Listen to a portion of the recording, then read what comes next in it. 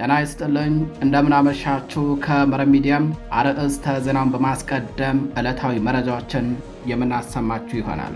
የምኒልክ ዕዝ አርበኞች በራያ ግንባር መንደፈራ ተብሎ በሚጠራው አካባቢ ላይ ፍጹም ሊመከት የማይችል የቆረጣ ሽምቅ ጥቃት በመፈጸም የጠላት ጦርን አሽመድምደው አኩሪ ድል ተቀዳጁ።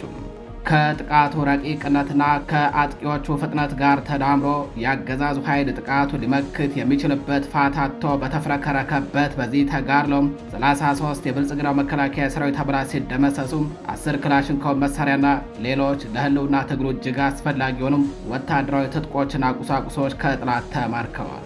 በጥቃቱ ከተገደሉ የጠላት ኃይሎች መካከል ጦሩን ሲመራ የነበረም የሻምበል መሪን ጨምሮ ሌሎች መስመራዊ አዋጊዎች ይገኙበታል። መረጃውን ታደምጡታላችሁ።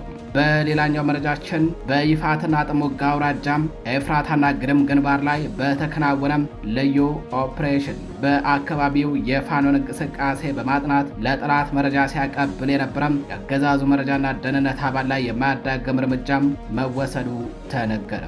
ይህ ባንዳ የጠላት መረጃና ደህንነት አባል የፋኖ ደጋፊ ናቸው በሚል ንጹሃን ላይ ጥቆማ በመስጠት ሲያስረሽንና ሲያሳፍን የነበረ ሲሆን የፋኖ ቃኞች ዛሬ በጠራራ ፀሐይ ባንዳው በሚኖርበት ከተማ ጥሰው በመግባት ቦምብ እንደ ዳቦ አጉርሰውት በድል ታጅበው ወደ እናት አህዳቸው በሰላም ተመልሰዋል።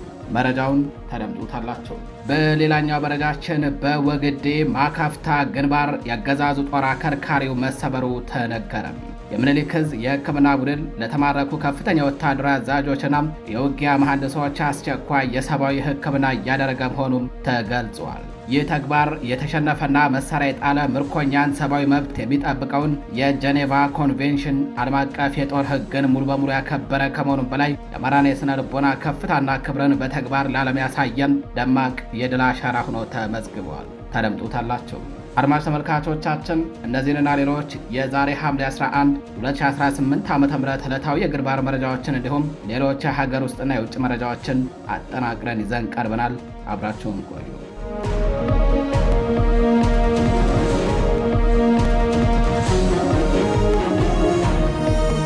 በቀዳሚው መረጃችን በይፋትና ጥሙጋ አውራጃም ኤፍራታና ግድም ግንባር ላይ በተከናወነ ልዩ ኦፕሬሽን በአካባቢው የፋኖን እንቅስቃሴ በማጥናት ለጠላት መረጃ ሲያቀበል እንዲሁም ንጹሃንን የፋኖ ደጋፊ ናቸው በሚል ጥቆማ በመስጠት ሲያስረሽን ሲያሳስር የነበረ የአገዛዙ መረጃና ደህንነት አባል ላይ የማያዳግም እርምጃ ተወሰደ። የ77 ክፍለ ጦር አርበኞች በይፋትና ጥሙጋ አውራጃ የአገዛዙን የመረጃና ደህንነት አባል በመግደል ድል ተቀዳጅተዋል። በምዕራብ ፋኖ ብሔራዊ ንቅናቄ ሸዋ ጠቅላይ ግዛት አሳምነው ዕዝ 77 ክፍለ ጦር በይፋትና ጥሙጋ አውራጃ ኤፍራታና ግድም ክላስተር አላላ ከተማ ላይ በልዩ ኦፕሬሽን በቅጽል ስሙ ሰይዶ በሚል የሚጠራም የአገዛዙ መረጃና ደህንነት አባል ላይ እርምጃ መውሰዳቸው ታውቋል። ግለሰቡ በአካባቢው የፋኖን እንቅስቃሴ በማጥናት ለጠላት መረጃ ሲያቀብል ንጹሃኖችን የፋኖ ደጋፊ ናቸው በሚል ጥቆማ በመስጠት ሲያስረሽን ሲያሳፍን እንደነበረ የተጠቀሰ ሲሆን በ77 ክፍለ ጦር የናውሰናይ ሬጅመንት አብሪ ቡድን አባላት ከተማዋን ጥሰው በመግባት እርምጃ ወስደውበታል። ክፍለ ጦሩ የአገዛዙ አስገዳይ ተከፋይ ባንዳ ላይ እንዲህ አይነት የማያዳግሙ እርምጃዎች ተጠናክረው እንደሚቀጥሉ ገልጾም ሌሎች ተላላኪዎች ከዚህ ትምህርት ወስዳችሁ ከድርጊታችሁ በመታቀብ ከወገን ኃይል ጋር ተሰለፉ በሚል ማሳሰቡን የዕዙ ሕዝብ ግንኙነት መምሪያ አሳውቋል።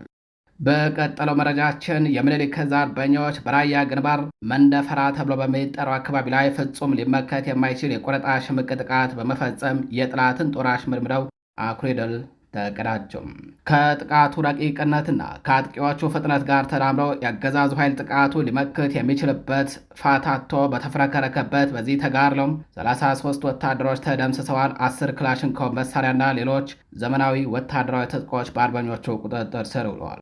የምዕራብ ፋኖ ብሔራዊ ንቅናቄ ምኒልክ ዕዝ 102ኛ ኮር 12ኛ ክፍለ ጦር ስር የ3ኛ ሬጅመንት አርበኞች በራያ ግንባር መንደፈራ ተብሎ በሚጠራው አካባቢ ላይ ከባድ የቆረጣ ጥቃት በመፈጸም የአገዛዙን ጦር አፍረክርከው አኩሪ ድል ተቀዳጅተዋል።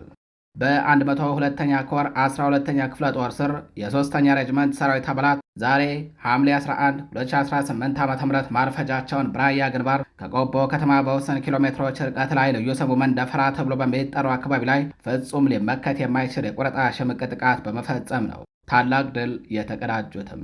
የአገዛዙ ሰራዊት ከጮሬና ከቀዩ ጋሪያ መነሻውን በማድረግ በቀዩ ጋሪያና መንደፈራ መካከል ያለውን ወታደራዊ ገዥ መሬት ለመቆጣጠር በእንቅስቃሴ ላይ እንዳለ ነው በፋኖ ጦር ቀለበት ውስጥ ገብቶ ከባድ እርምጃም የተወሰደበትም። ከጥቃቱ ረቂቅነትና ከአጥቂዎቹ ፍጥነት ጋር ተዳምሮም የአገዛዙ ኃይል ጥቃቱ ሊመክት የሚችልበት ፋታ አጥቶ በተፍረከረከበት በዚህ ተጋድሎም 15 የብልጽግና መከላከያ ሰራዊት አባላት ሲገደሉ ይህ የሟቾች ቁጥር ቀሪው ኃይል ሲሸሽ በወሳንሳ ተሸክሞ ከወሰደው አስከሬን ውጭ መሆኑን የታወቀም።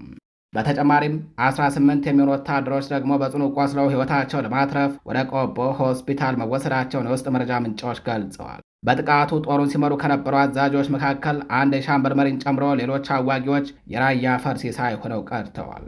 የፋኖ ልዩ የጦር ንድፍና የማጥቃት አቅም በታየበት በዚህ ተጋድሎም 10 ክላሽንኮቭ መሳሪያ፣ 9 የእጅ ቦምብና ሌሎች ወታደራዊ ትጥቆች ከጠላት ተማርከው በአርበኞቹ እጅ ገብተዋል።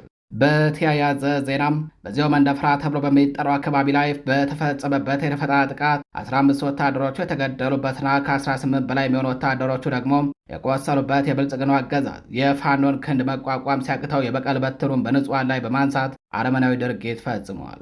ዛሬ ሐምሌ 11 2018 ዓ.ም መብረቃዊ የቆረጣ ጥቃት ተፈጽሞበት ከባድ ኪሳራን የተከናነበውና የፋኖን ክንድ መቋቋም ያልቻለው ያገዛዙ ኃይል ሁሉም አማራ ፋኖ ነው በሚል የበቀል በትሩን በንጹሐን ላይ በማንሳት በንጹሐን መንደሮች ላይ ከባድ መሳሪያ ድብደባ ሲያካሄድ መዋሉን መረብ ሚዲያ ለማረጋገጥ ችሏል። በዚህም የንጹሐን አርሶ አደሮች ሕይወት ተቀጥፈዋል፣ በርካቶች ለከፍተኛ አካል ጉዳት ተዳርገዋል። ይህ ጸረ አማራ የአገዛዙ ኃይል በንጹሐን ላይ ከፈጸመው አረመናዊ ድርጊት በተጨማሪ በአዲስ ቀኝ አካባቢ በፈጸመ ከባድ መሳሪያ ድብደባ የአርሶ አደር ተመስገን መለሰን 7 የቀንድ ከብቶች፣ የአርሶ አደር ታደሰ ማርሻን 5 የቀንድ ከብቶችን በድምሩም 12 የቤት እንስሳትን በመግደልና በርካታ የአርሶ አደሩን ንብረት በማቃጠል ጸረ ሕዝብና ጸረ ፍጡርነቱን በድጋሚ አሳይቷል። በተያያዘ በዚያው በወሎ ቤት አማራ ግንባር በወግዴ ማካፍታ የአገዛዙ ጦር አከርካሪው ተሰብሮ ሙሉ በሙሉ ተደመሰሰም።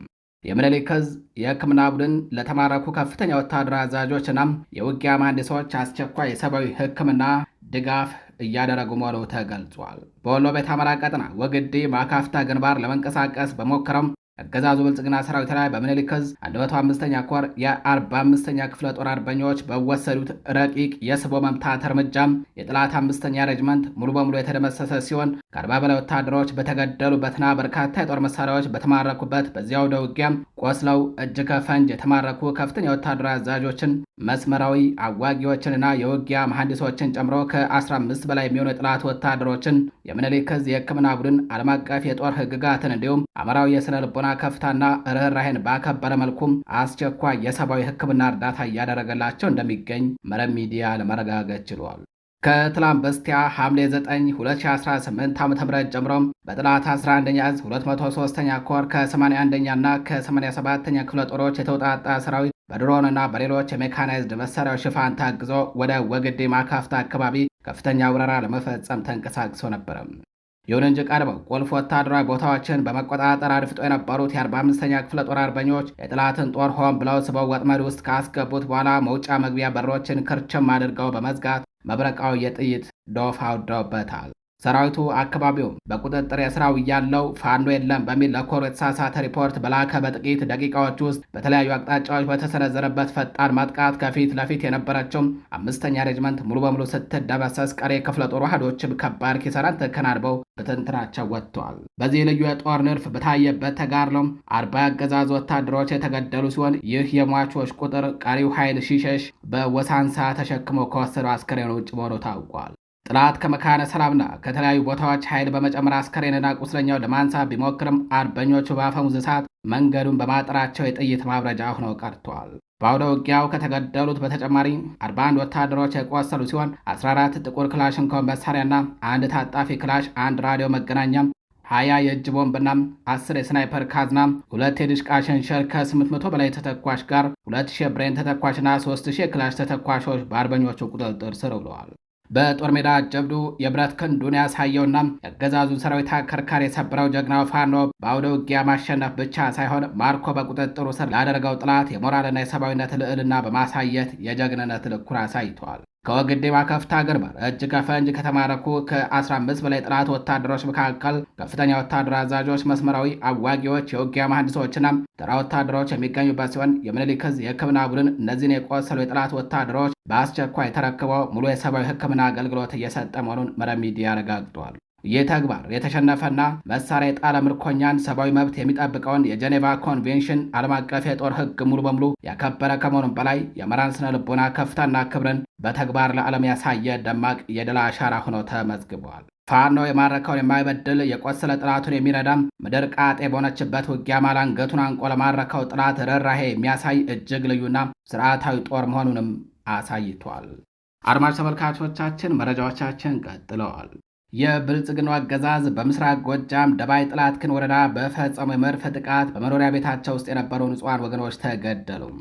ከወደ ፋኖ የተወሰደበትን እርምጃ መቋቋም ያልቻለውና ጸረ አማራ ብልጽግና አገዛዝ መከላከያ ሰራዊት በደባይ ጥላትክን ወረዳም ደብረ ኢየሱስ ታዳጊ ከተማ ላይ በፈጸመው ንጹሐን ላይ ነጣጠረ መድፍ ድብደባም ሰራዊት በእውቀት የተባለች የ19 ዓመት ልጃገረድ ሕይወቷ ሲያልፍ ታናሽ ወንድሟ አማን በእውቀት በጽኑ መቁሰሉን መረብ ሚዲያ ለማረጋገጥ ችሏል። በዚህ ጥቃት ሰራዊት በእውቀት የተባለች ልጇ በአሰቃቂ ሁኔታ የተገደለችባትና አማን በእውቀት የተባለ ልጇ ደግሞ ለከባድ አካል ጉዳት የተዳረገባት ወይዘሮ ታጋይ ገደፋ እሷን በጽኑ መቁሰሏ ነው የታወቀው። በጥቃቱ የ79 ዓመቷ መነኩሴ ከባድ ቁስለኛ ሲሆኑም የ13 ዓመቱ ታዳጊ አብርሃም ጌታቸው በጨዋታ ላይ እንዳለ በተፈጸመበት የመድፍ ጥቃት ቆስሏል። ዛሬ ሐምሌ 19 2018 ዓ.ም በዕለተ ቅዳሜ ከ10 ቀበሌዎች የተሰባሰቡ ሰዎች በሚገበያዩበት በደብር ከተማ በሚገኝ በአንድ የገበያ ስፍራ ላይ የአገዛዙ ኃይል በፈጸመው ገበያተኞችን ያነጣጠረ መድፍ ጥቃት የበርካታ ንጹሐን ወገኖች ሕይወት ተቀጥፏል። በርካቶችም ለከባድ አካል ጉዳት ተዳርገዋል። በተመሳሳይ ከቁይ አካባቢ ደብረ ኢየሱስ ታዳጊ ከተማ ላይ ይኸው ጸረ አማራ የብልጽግና ኃይል በዘፈቀደ መድፍ ጥቃት በመፈጸም በርካታ መኖሪያ ቤቶችን ማውደሙን ነው መረብ ሚዲያ በአማራ ፋኖ ብሔራዊ ንቅናቄ ቴዎድሮስ ዕዝ 206ኛ ኮር ህዝብ ግንኙነት ክፍል ካወጣው መረጃ ለመመልከት የቻለው። በተያያዘ ዜና ጸረ አማራ የብልጽግና አገዛዝ ሰራዊት በደጋ ዳሞትና በስናን ወረዳዎች በፈጸመው የከባድ መሳሪያ ድብደባም የ1 ዓመት ህጻናትን ጨምሮ 9 ንጹሐን ወገኖች መረሸናቸው ታውቋል። በእግረኛው ጦር በተደጋጋሚ የደረሰበትን ሽንፈት ለመሸፈን ተስፋ የቆርጠው የአገዛዙ ሰራዊት ላለፉት 3 ቀናት በደንበጫ፣ በደጋ ዳሞት፣ በስናን፣ በማቻከል፣ በቢቡኝ፣ በደባይ ጮቄ ዙሪያ መድፍ፣ ቢኤም፣ ዙ 23 ሞርተር በመጠቀም የዘፈቀደ የከባድ መሳሪያ ድብደባ የከፈተ ሲሆን በደጋ ዳሞት ነጭ ውሃ አካባቢ በተተኮሰ ቢኤም ቅንቡላም የ1 ዓመት ከ6 ወር ህጻናትና እናቶችን ጨምሮ 8 ንጹሐን ወገኖች በገፍ የተገደሉበት፣ በስናን ወረዳ የ65 ዓመት አዛውንት በመድፍ የተገደሉበት እንዲሁም በደንበጫ ጥላት አግቷቸው ለውጊያ ጋሻነት ሊጠቀምባቸው የነበሩ ተማሪዎች አይሆንም ውጊያ ውስጥ አንገባም በማለታቸው በአሰቃቂ ሁኔታ የተረሸኑበት የዘር ማጥፋት ወንጀል ተፈጽሟል። የአብይ አህመድ አምባገነናዊ ስርዓት ዕድሜን ለማራዘም የሚንቀሳቀሰውና ተስፋ የቆረጠው ያገዛዙ ሰራዊት በጎጃም የተለያዩ ቀጠናዎች በንጹሐን አርሶ አደሮች በመኖሪያ ቤቶችና በማሳዎች ላይ የከባድ መሳሪያ ድብደባውን አባብሰው ቀጥሏል። በእግረኛው ጦር መፋለም ያቃተው ይኸው ኃይል በደንበጫ፣ በደጋ ዳሞት፣ በስናን፣ በማቻከል፣ በቢቡኝና በደባይ ጮቄ ዙሪያ ሜካናይዝድ ጦር በማሰማራት አረመኔያዊ የዘር ማጥፋት ተግባር ፈጽመዋል። በትናንትናው ዕለት ማለትም ትናንት ሐምሌ 10 2018 ዓ.ም በስናን ወረዳም ወይበኝ ቀበሌ በአርሶ አደሩ ማሳና ንብረት ላይም ከምሽቱ 12 ሰዓት ተኩል ጀምሮ የከባድ መሳሪያ ድብደባ ሲፈጽም አድሯል። ዛሬም ውሏል። ነጭ ውሃ ተብሎ በሚጠራው አካባቢ የሰፈረ ያገዛዙ ቅጥረኛ ሰራዊት ከርቀት የደቀነው የቢኤም ቅንቡላ ንጹሐን በሚገበያዩበት ይበርት ሐሙስ ገበያ ላይና በመኖሪያ ቤቶች ላይ ያረፈ ሲሆን በዚህም 8 ንጹሐን ወገኖች በገፍ ሕይወታቸው አልፈዋል። በዚህም መሰረት እጅግ ሽፈራው የተባሉ እናት ከ2 የ4 ዓመት ወንድ ልጅና ከ1 ዓመት 6 ወር ህፃን ልጃቸው ጋር በአንድ ላይ በቅንቡላ ተመተው ሕይወታቸው አልፏል። በተመሳሳይ እናትነሽ አየነው የተባሉ እናት የ1 ዓመት ከ6 ወር ሴት ህፃን ልጃቸውን አቅፈው በመኖሪያ ቤታቸው ውስጥ እንዳሉም በጥላት ቅንቡላ ተመተው ሕይወታቸው አልፈዋል። ጥቃቱ ቤታቸውን ከነሙሉ ዕቃው ያወደመው ሲሆን 7 የቀንድ ከብቶቻቸውም አብረው አልቀዋል። በተጨማሪም በአካባቢው ወፍጮ ቤት በመስራት የሚተዳደረው አቶ ገበያው ጌቴም ልጁና ባለቤቱም በጥላት ኃይሎች ከባድ መሳሪያ ተመተውበታል። በተመሳሳይ ሁኔታ በስናን ወረዳ ጣማዊት ቀበሌም ከደቡብ ገበያ ከተማ ባገዛዙ በተወረወረ መድፍ ቅንቡላ አቶ አለላቅ የተባሉ የ8 ልጆች አባትና የ65 ዓመት አዛውንት ሽማግሌ ከነ2 ፈረሶቻቸው በገፍ ተገድለዋል። በአንጻሩ በደንበጫ አቅጣጫም የፋኖን ክንድ የፈራው ያገዛዙ ጦር የ12ኛ ክፍል ብሔራዊ ፈተና አጠናቀው ወደ ቤታቸው በመመለስ ላይ ነበሩም ተማሪዎችን አግቶ ወደ ውጊያ ይዞ በመግባት እንደ ጋሻና መደበቂያ ሊጠቀምባቸው የሞከረ ቢሆንም ተማሪዎቹ ከእናንተ ጋር አንሄድም፣ የጦርነት ሽፋንም አንሆንም በማለት በጽናት የሞገቱ ቢሆንም ነገር ግን አገዛዙ ያለ ርኅራሄ በእምቦቀቅላ ታዳጊ ተማሪዎች ላይ የጥይት ሀረር አርከፍክፎባቸዋል። ይህንን በአማራ ሕዝብ ላይ እየተፈጸመ ያለውን የንጹሐንን ጭፍጨፋ መላው የዓለም ማህበረሰብ እንዲረዳው ሚዲያዎች፣ ዲያስፖራው፣ የሲቪክ ማህበራትና የሰብአዊ መብት ተሟጋቾች ድምፅ ሊሆኑ እንደሚገባም ጥሪ ቀርበዋል። የተከበራችሁ አድማጭ ተመልካቾቻችን ለዛሬ ሐምሌ 11 2018 ዓ.ም ይዘናቸው የነበሩት ዕለታዊ መረጃዎቻችን እነዚህን ይመስላሉ። በሌሎች አዳዲስ መረጃዎች እስከምንገናኝ ቸር ቆዩ።